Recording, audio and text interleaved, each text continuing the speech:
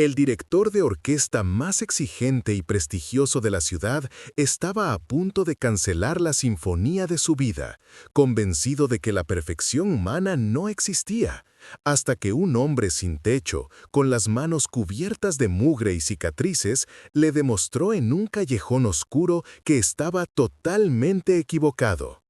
Antes de que las luces del escenario se enciendan en esta historia de redención, prejuicios y melodías olvidadas, cuéntame en los comentarios desde qué ciudad o país estás viendo esto. Sebastián salió por la puerta trasera del Gran Teatro Real, ajustándose el cuello de su abrigo de cachemira. Llovía a cántaros sobre la ciudad. El repiqueteo del agua contra el asfalto era el único sonido que competía con el caos que reinaba en su cabeza. Llevaba semanas audicionando a los mejores pianistas del conservatorio, jóvenes prodigios con trajes inmaculados y técnicas depuradas, pero ninguno lograba hacerlo sentir nada.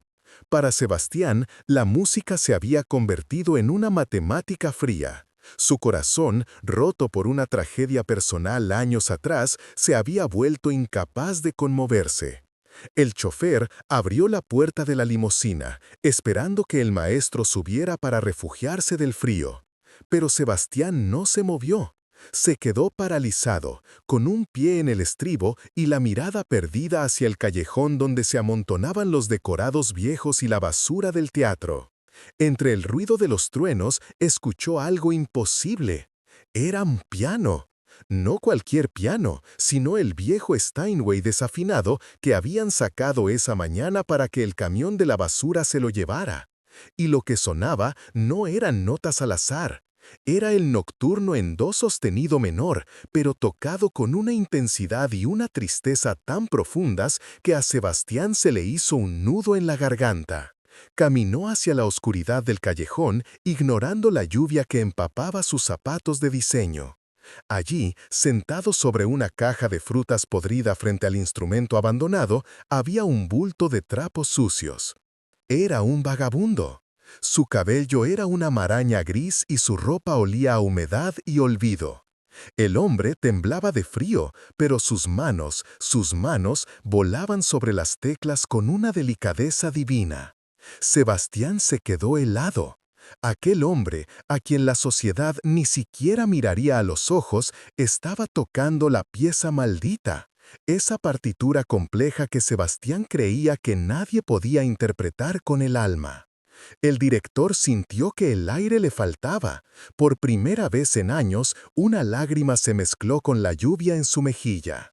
Estaba a punto de acercarse, fascinado por el milagro que tenía delante, cuando las luces de seguridad del teatro se encendieron de golpe y dos guardias salieron corriendo hacia el vagabundo con las porras en la mano, gritando insultos.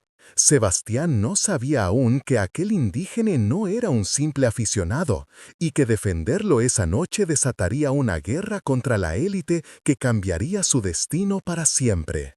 Bajo la inmensa cúpula del Teatro Real, la luz de los candelabros de cristal caía sobre el escenario como una lluvia de diamantes falsos. Sebastián, con su frac impecable y la batuta aún vibrando en su mano derecha, se inclinó ante un público que rugía.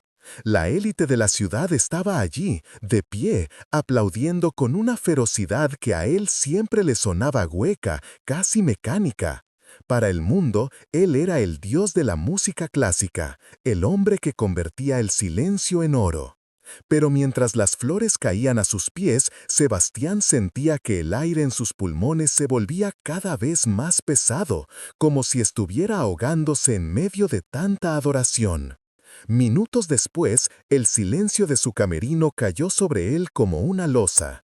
Se aflojó el corbatín frente al espejo, observando las líneas de cansancio que ningún maquillaje podía ocultar. Su mano buscó instintivamente el bolsillo interior de su saco y extrajo un objeto que no encajaba con el lujo que lo rodeaba. Un reloj de bolsillo antiguo, de plata desgastada, con el cristal roto. Lo sostuvo con fuerza, sintiendo el frío del metal contra su palma. Las agujas estaban detenidas, congeladas en el tiempo, al igual que su corazón desde el día en que su hermano desapareció sin dejar rastro. Sebastián tenía fama, dinero y poder, pero en ese camerino oliendo a rosas caras, la soledad era tan tangible que casi podía tocarla. Se preguntó por enésima vez de qué servía conquistar el mundo si no tenía con quién compartirlo. A solo 3 calles de allí, el escenario era radicalmente distinto. No había terciopelo ni luces cálidas, solo el gris implacable del asfalto y el olor a humedad rancia. La lluvia caía con fuerza sobre un callejón estrecho, donde las bolsas de basura se apilaban como monumentos al olvido. Allí, ovillado entre cartones empapados, temblaba una figura humana que la sociedad había decidido no ver. Elías se soplaba los dedos, entumecidos por el frío cortante de la noche. Su ropa era un mapa de suciedad y remiendos, y su cabello una maraña grisácea que ocultaba sus ojos. Cualquiera que pasara por allí solo vería un vagabundo más, un estorbo en el paisaje urbano. Nadie se fijaba en sus manos. A pesar de la mugre y las cicatrices, aquellos dedos eran largos, fuertes y de una estructura perfecta. Mientras el agua goteaba sobre su frente, Elías cerró los ojos y sus dedos se movieron levemente sobre el aire, tocando un piano invisible, buscando en la música la única calidez que la vida le había dejado. No lo sabía aún, pero a pocos metros, el hombre del reloj roto estaba a punto de salir bajo la misma lluvia, y el destino, caprichoso y cruel, estaba a punto de entrelazar sus soledades de una forma irreversible. Elías no tenía nombre para la ciudad de Madrid, para el mundo que caminaba apresurado con trajes de seda y zapatos de cuero italiano. Él era simplemente una mancha gris en la arquitectura inmaculada del distrito de los teatros. A sus 40 años, su rostro estaba curtido por el sol y la vergüenza, oculto bajo una barba espesa que olía a invierno y soledad. La gente desviaba la mirada al pasar junto a él, un mecanismo de defensa automático para no tener que reconocer su humanidad. Sin embargo, había un detalle discordante que rompía la lógica de su miseria: sus manos. Elías siempre llevaba un par de guantes de lana, desgastados hasta los hilos y remendados torpemente, pero jamás se los quitaba en público. No eran para protegerse del frío mordiente de la noche, eran su armadura sagrada. Mientras otros en su situación peleaban por una botella de vino barato o dormían en los bancos del parque sin cuidado, él trataba sus manos con la reverencia de quien custodia un diamante. Cuando rebuscaba en los contenedores de basura detrás de los restaurantes de lujo, lo hacía con la delicadeza de un cirujano, aterrorizado de que un cristal roto o una lata oxidada pudiera rasguñar su piel. Nadie que lo viera arrastrando su carrito de supermercado lleno de cartones podría imaginar que esos mismos dedos, ahora cubiertos de hollín, alguna vez habían sido asegurados por millones de euros. Hubo un tiempo en que Elías no era un fantasma. Había sido un prodigio, el niño de oro que hacía llorar a los auditorios de Viena y París con solo rozar el marfil. Pero el recuerdo de aquella noche fatídica, el sonido desgarrador del metal contra el metal y la traición imperdonable de quien él llamaba hermano, todavía resonaba en su cabeza más fuerte que cualquier orquesta. El dolor no estaba en sus huesos, sino en el silencio que siguió a la caída. Había elegido desaparecer, convertirse en polvo, antes que permitir que el mundo viera al genio roto, antes de admitir que la música se había convertido en su tortura. Creyó que, al volverse invisible, el pasado dejaría de perseguirlo. Se equivocaba. Esa noche, bajo una lluvia incesante que convertía las calles en espejos negros, sus pasos se detuvieron en seco. Allí, abandonado entre los escombros de una mudanza precipitada en un callejón trasero, yacía un piano vertical, con la madera hinchada por la humedad. Era un cadáver musical expuesto a la intemperie. Elías sintió un nudo en el estómago, y sus dedos, dentro de los guantes rotos, comenzaron a moverse involuntariamente, recordando una partitura que había jurado olvidar. No sabía que, desde la ventana de un ático cercano, los ojos de un hombre desesperado estaban a punto de encontrarlo. En la cima de su ático de cristal, donde las luces de la ciudad parecían meras luciérnagas moribundas bajo la lluvia, el silencio era el sonido más caro que Sebastián poseía. Acababa de despedir al pianista solista más aclamado de Europa.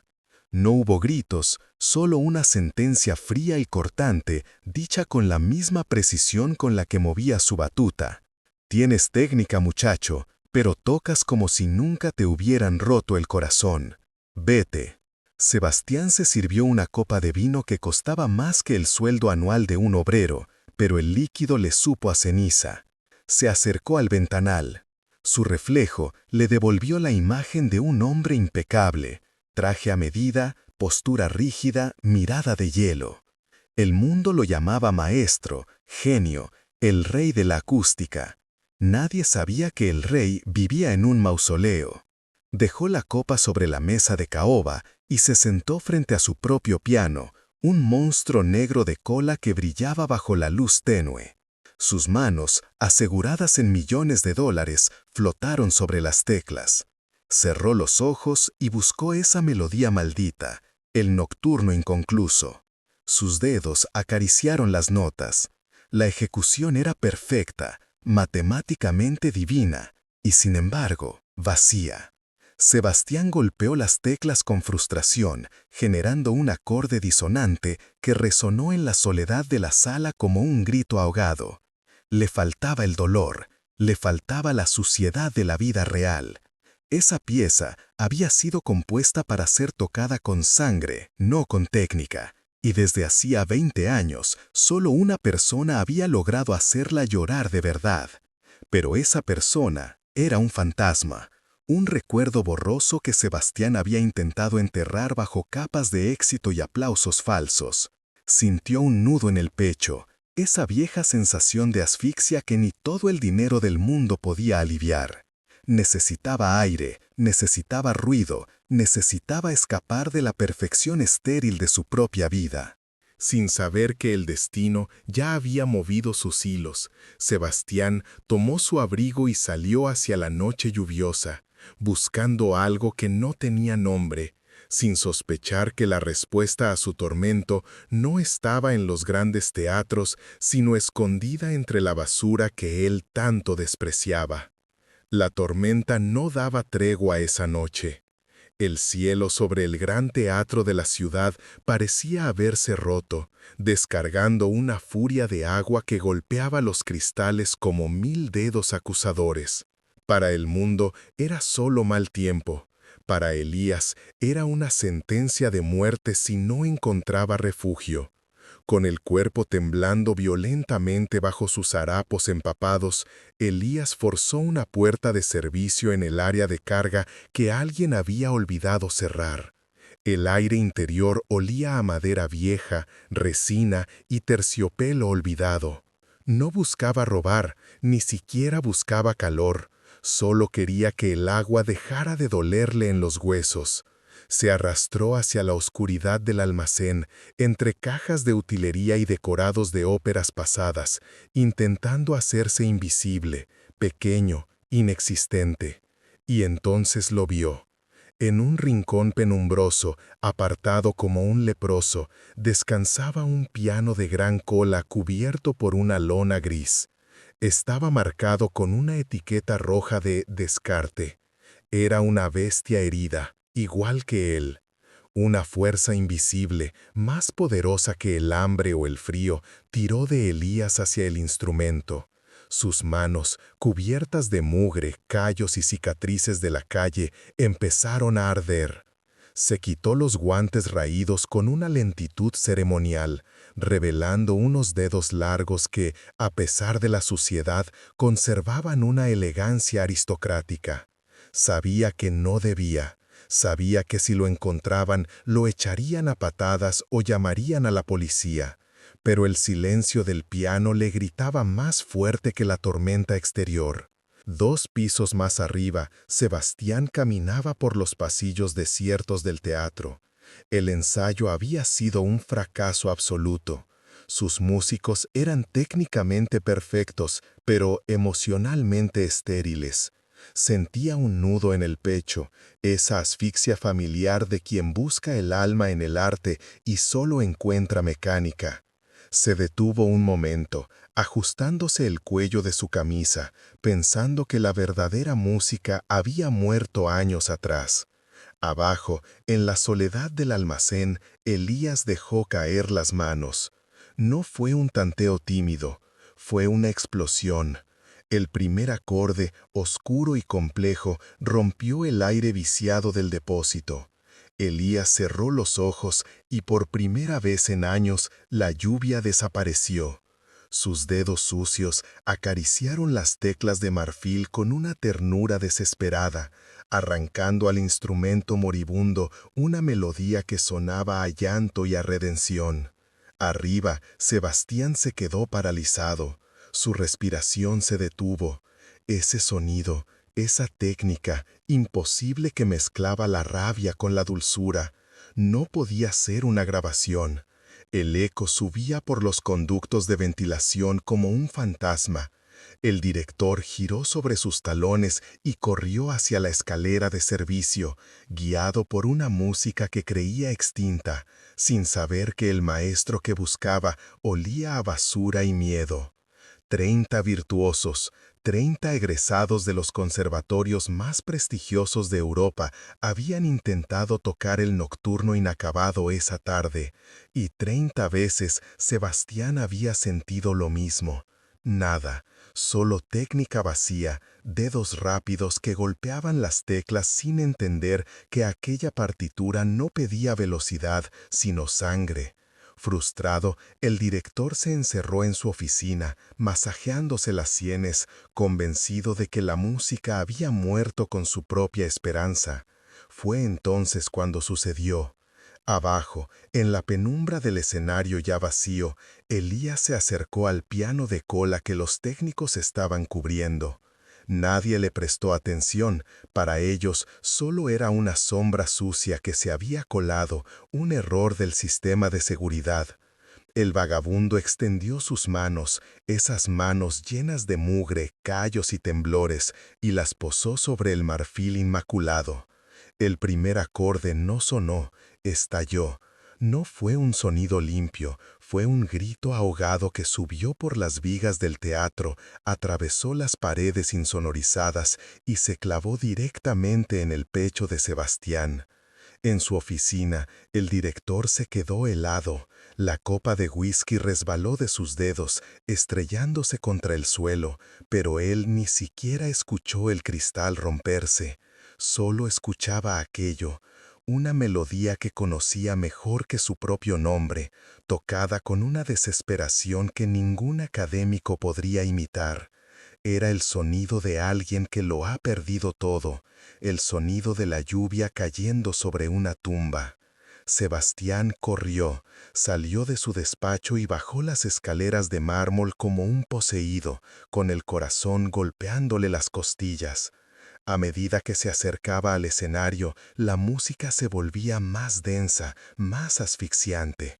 Cada nota era una puñalada de belleza dolorosa que le cortaba la respiración. Cuando irrumpió en el palco principal, se detuvo en seco, aferrándose al terciopelo rojo de la barandilla para no caer. Allá abajo, bajo una única luz de servicio que parpadeaba, no había un maestro de smoking.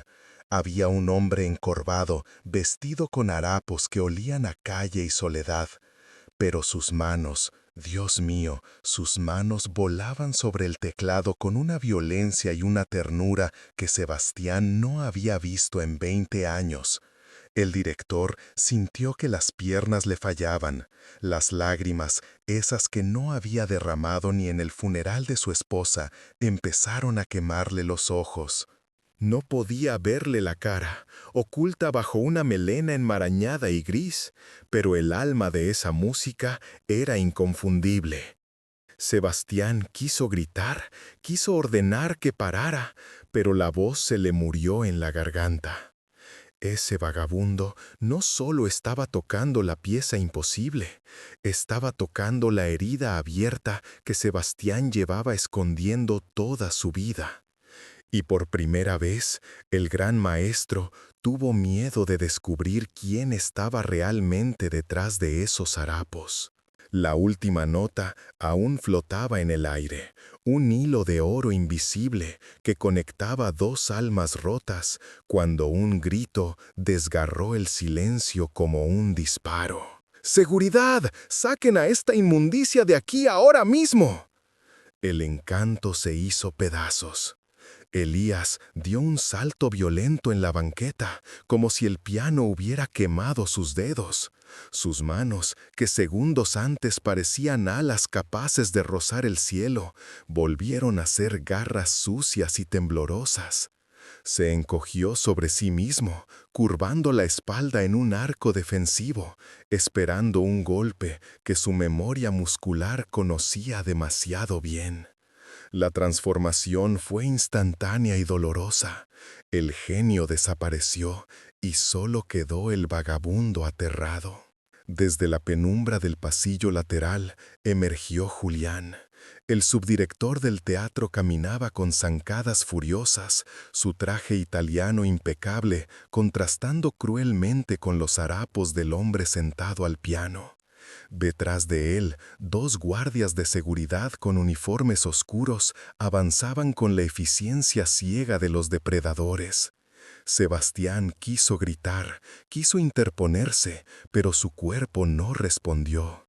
La música lo había llevado tan profundo en su propia herida que el retorno a la realidad lo dejó paralizado. Sentía un nudo en la garganta que le impedía respirar, una presión en el pecho similar a la que sintió el día que su carrera se derrumbó. Veía la escena como en cámara lenta, incapaz de romper la barrera de su propio shock. «¿Qué crees que haces tocando eso?», bramó Julián, llegando hasta el escenario y señalando a Elías con un dedo acusador que parecía una sentencia. «Mírate, has manchado un instrumento de $100,000 con tu mugre. Seguro planeabas robarte las teclas de marfil en cuanto te quedaras solo». Para Julián, aquel hombre no era un prodigio, era una mancha en su inmaculado teatro, un error del sistema que debía ser borrado con cloro. No había escuchado la melodía, solo veía la ropa raída y olía la pobreza que ofendía su nariz aristocrática. Una mano enguantada de uno de los guardias agarró a Elías por el cuello de su abrigo desgastado. El vagabundo soltó un gemido ahogado, no de dolor, sino de pura vergüenza. Sus ojos buscaron desesperadamente a Sebastián, una súplica muda en medio del caos, pero el maestro seguía estático, luchando contra sus propios fantasmas. Al ver cómo arrastraban a aquel genio hacia la salida de emergencia como si fuera una bolsa de basura, algo se rompió dentro de Sebastián.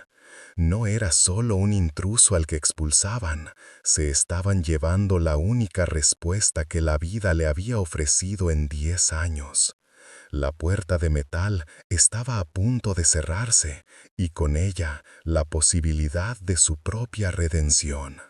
El silencio que cayó sobre la sala de ensayos no tenía nada con la música, era el silencio denso y pegajoso del juicio.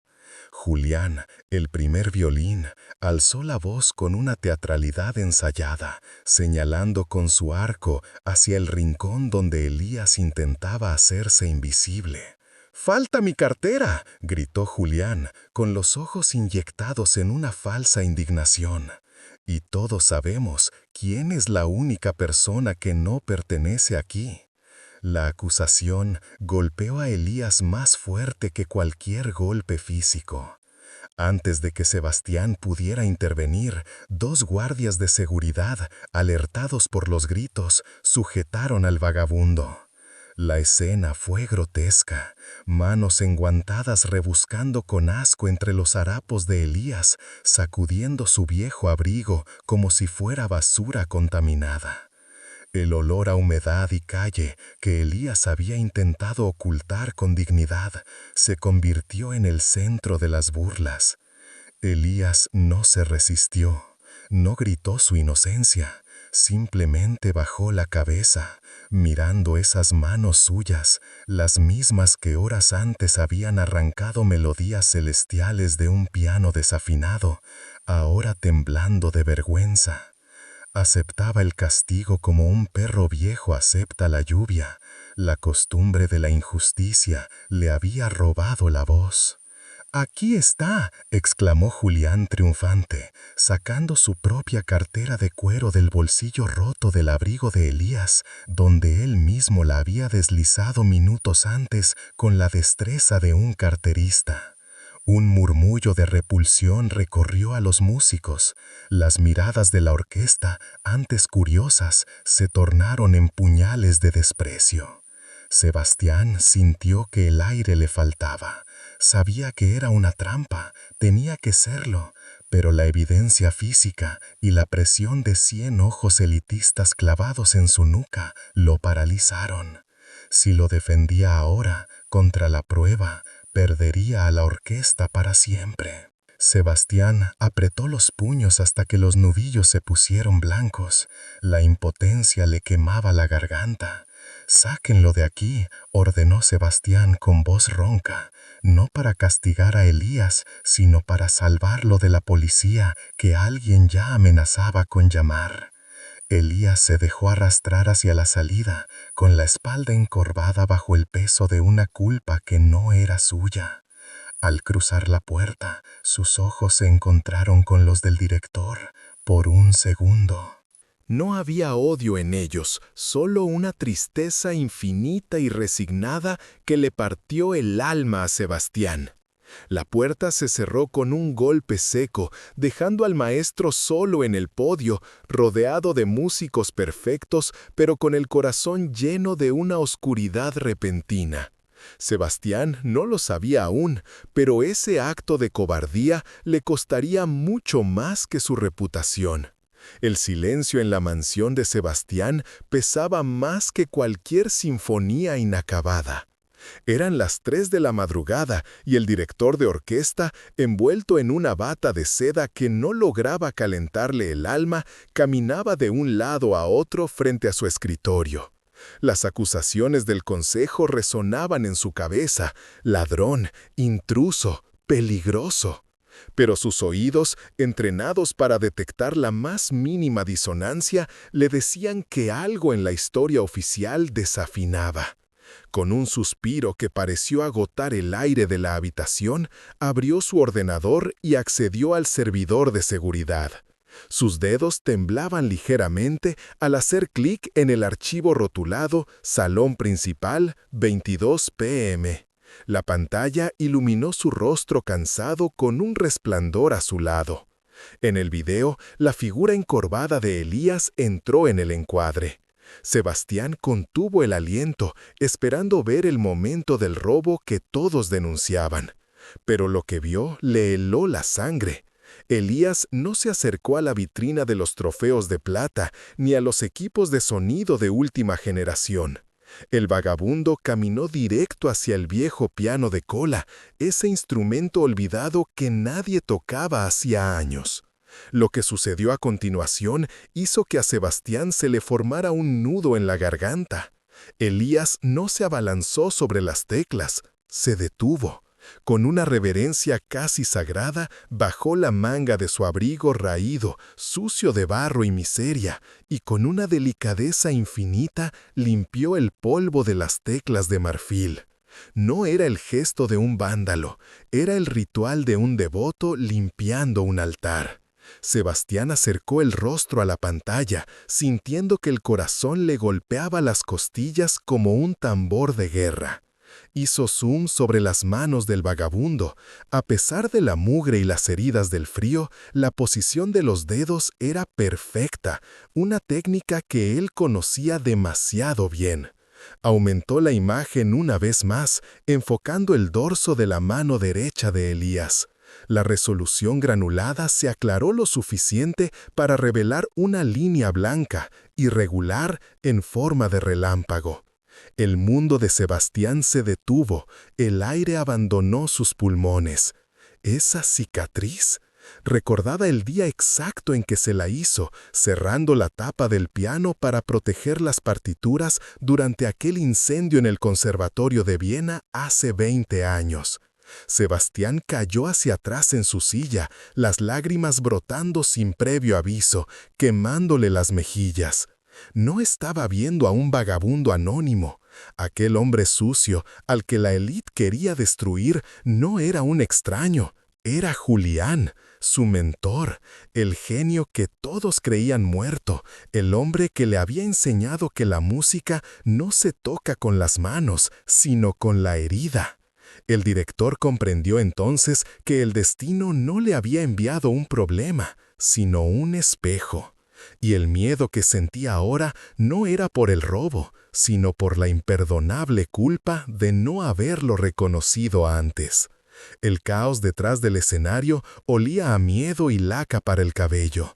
El pianista estrella, la gran apuesta de Julián, estaba hecho un ovillo en el suelo, sollozando, paralizado por un ataque de pánico que ningún sedante había logrado calmar. El murmullo de 1000 personas esperando en el auditorio sonaba como un trueno lejano, una bestia hambrienta que exigía su sacrificio. Sebastián no miró al joven colapsado. Con una determinación que heló la sangre de los asistentes, entró por la puerta de servicio arrastrando a Elías. El contraste era violento, casi doloroso. Entre los smokings impecables y el terciopelo rojo, Elías parecía una mancha de tinta en un lienzo blanco. Llevaba su vieja chaqueta gris, esa que olía a lluvia rancia y a noches bajo los puentes, y sus botas dejaban un rastro de polvo sobre el piso encerado. Julián se interpuso en su camino, con el rostro desfigurado por la ira y la incredulidad. «¡Estás demente!», siseó, señalando a Elías como si fuera un animal enfermo. «¿Pretendes subir a ese vagabundo al escenario del gran teatro? ¡Seguridad! ¡Saquen a esta basura de aquí!». 2 guardias avanzaron, pero Sebastián se plantó delante de Elías, poniendo su propia carrera como escudo humano. El director de orquesta sentía un nudo en el pecho, una mezcla de terror y certeza absoluta que le hacía vibrar las manos.